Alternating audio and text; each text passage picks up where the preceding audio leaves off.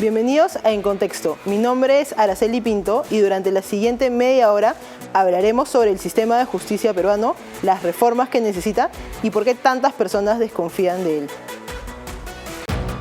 En Contexto llega gracias a la Fundación Naumann, Universidad César Vallejo, examen de admisión 21 de febrero y los portales.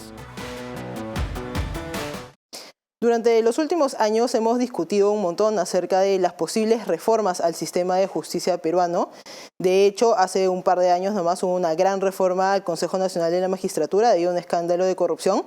Sin embargo, parece que los peruanos todavía siguen bastante satisfechos con lo que viene ocurriendo en el sistema judicial y hemos invitado a Ernesto Álvarez, expresidente del Tribunal Constitucional y actual decano de la Facultad de Derecho de la Universidad San Martín de Porres, para poder hablar más sobre lo que viene ocurriendo en el sistema de justicia. ¿Cómo estás, Ernesto? Bienvenido en Contexto. ¿Cómo está? Encantado por la invitación.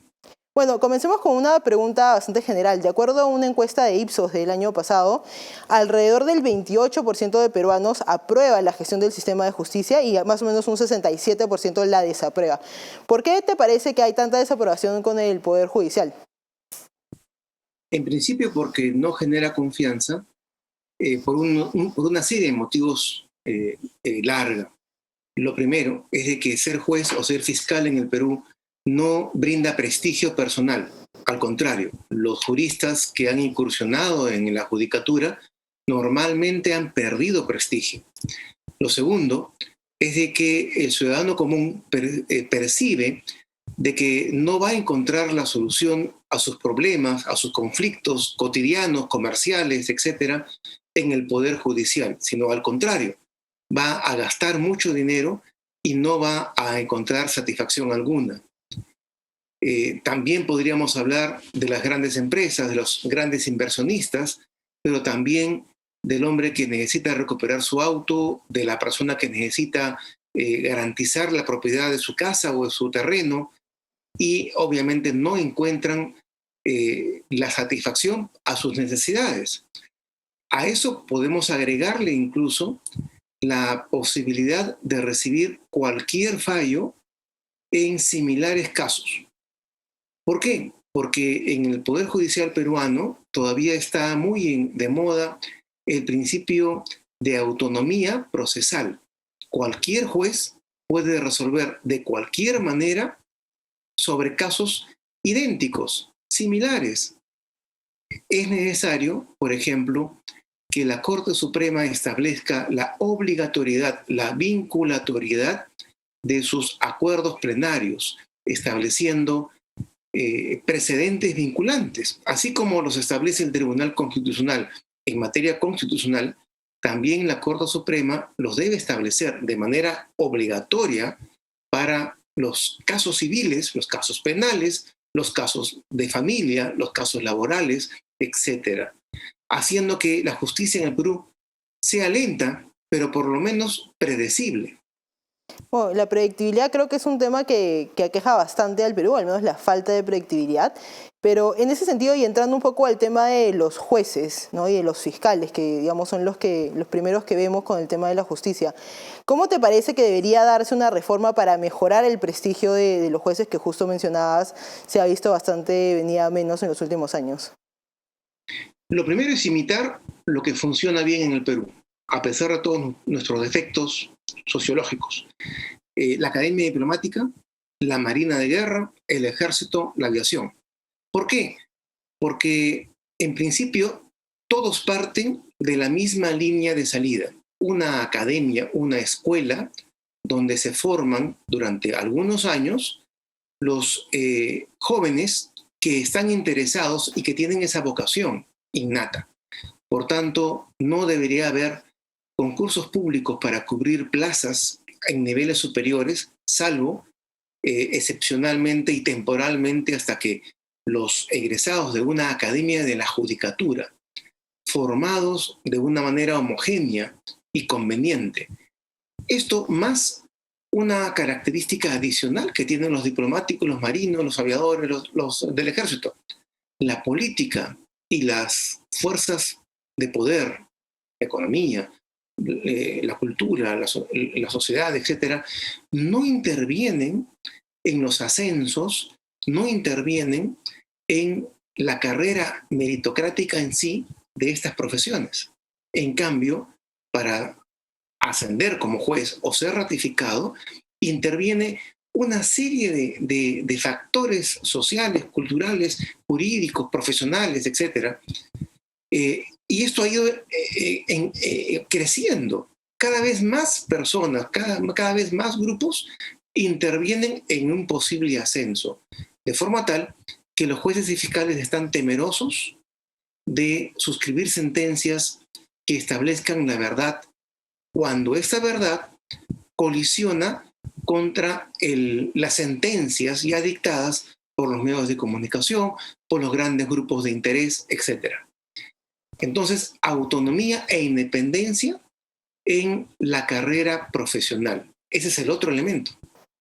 ¿Y te parece que las reformas que se han implementado en los últimos años, en los últimos años, están ayudando a eso o de repente están poniendo más obstáculos? En realidad es por tratar de solucionar un problema que se suscitó con el Consejo Nacional de la Magistratura, que recordemos que fue una excelente solución en su momento. El primer pleno del Consejo Nacional de la Magistratura renuncia en bloque ante la injerencia indebida del entonces presidente Alberto Fujimori.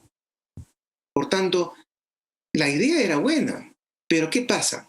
Que paulatinamente las fuerzas políticas, las fuerzas de la corrupción, la sociedad misma incursiona, infiltra a aquellos grupos, a aquellos colectivos encargados de designar a un magistrado ante el Consejo. Lo mismo va a suceder ante la nueva Junta Nacional de Justicia. Empieza bien, pero las fuerzas políticas, los grupos de poder van a proponerse infiltrar esta junta porque es la manera de tener un juez temeroso, un juez influenciable, un juez ad hoc para la causa del poder. La única solución, que es la demostrada en Italia y en otros lugares europeos, es darle al juez y al fiscal una carrera meritocrática, pero que donde dependa exclusivamente de sus propios pares. Claro, eso no está de moda hoy en día. La gente se puede sorprender de esta solución porque precisamente estamos en un sentido contrario. Menoscabar el prestigio, la deferencia social del juez y fiscal, haciendo que la carrera de cada persona dependa de muchos otros factores. Precisamente la solución está en enfrentar esa corriente y en un sentido absolutamente contrario. Sin autonomía y sin independencia, los diplomáticos hoy en día no serían lo que son. Sin autonomía e independencia, haciendo que ONGs, grupos de interés, expertos, entre comillas, civiles en materia naval, todos opinen y todos puedan censurar o aplaudir determinada postulación a un ascenso de un marino, ocasionaría la pérdida de prestigio de la carrera, indefectiblemente. ¿Por qué no vemos lo que funciona bien y queremos seguir implementando el mismo tipo de soluciones ya fracasadas para salvar aparentemente al Poder Judicial y al Ministerio Público? No lo vamos a conseguir porque estamos haciendo más de lo mismo. Bueno, y en esa línea un tema que muchas personas critican también es la provisionalidad de los jueces, ¿no? Tal vez si nos pudieras explicar un poco qué significa esto y por qué se ha generado que hayan tantos jueces provisionales en el Perú. Por interés del poder. Durante décadas se ha alegado de que no hay partida presupuestal en el Ministerio de Economía para cubrir las plazas vacantes.